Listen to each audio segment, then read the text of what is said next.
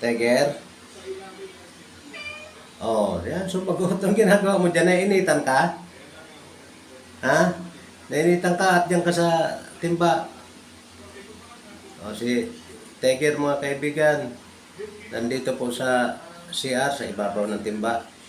Nagpapalamig. Sumagot siya nung tinawag ko eh. Ano Tiger? Nainitan ka? Tinamad na sumagot. At ito naman po si Ampon Duling. Tulog po sa upuan.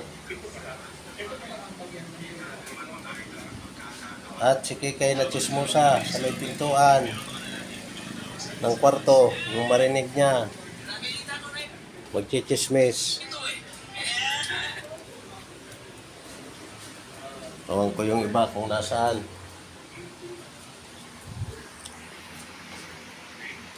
Ito na nga po mga kaibigan, magkatabi na yung dalawa.